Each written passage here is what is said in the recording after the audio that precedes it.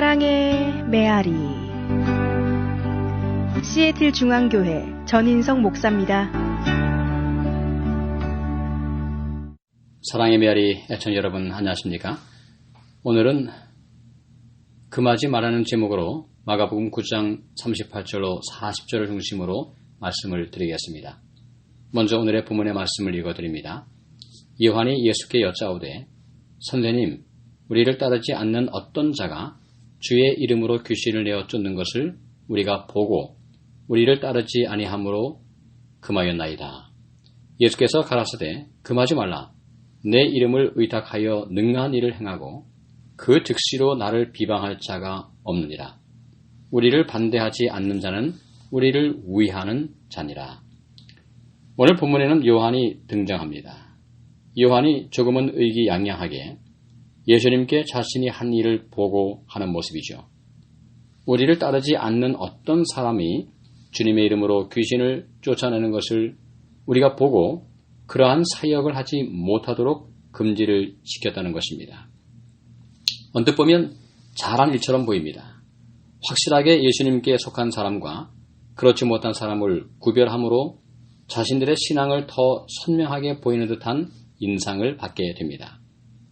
적과 악원을 분명하게 정확하게 구분하는 것이죠.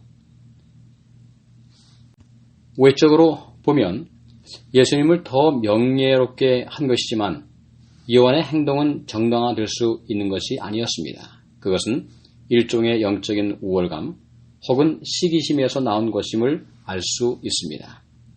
또한 관용성이 없는 것입니다.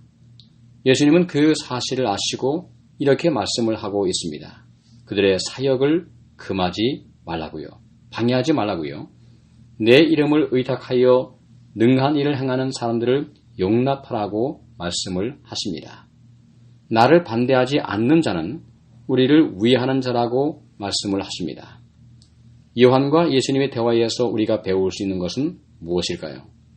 세상을 살면서 정확하게 피와 구분을 할 이유가 없습니다. 내 편과 내 편을 가르는 것을 하지 말아야 합니다. 세상을 바라보면서 피와 구분의 정신으로 살면 배타적이며 관용이 없는 삶이 됩니다.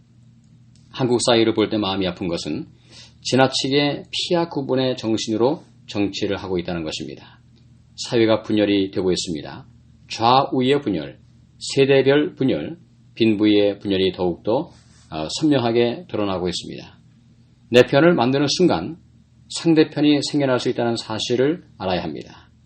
좀 더 큰 공통 분모를 가지고 모든 사람들을 대하면 어떨까요?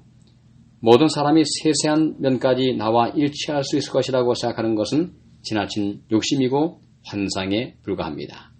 다양성을 인정할 수 있다면 그만큼 더 삶이 행복하고 여유로운 삶이 될 수 있게 될 것입니다. 비록 예수님을 따르지 않는다고 해서 그 사람이 하는 선한 일까지 금하지 말라고 하는 것입니다. 다양성을 인정해 주면서 함께 협력할 수 있는 일을 찾을 수 있는 사회라면 더 행복한 사회가 될 것이 분명합니다. 독선은 언제나 위험합니다. 요한이 보여준 태도는 독선이 무엇인지 보여주는 한 예증이 됩니다.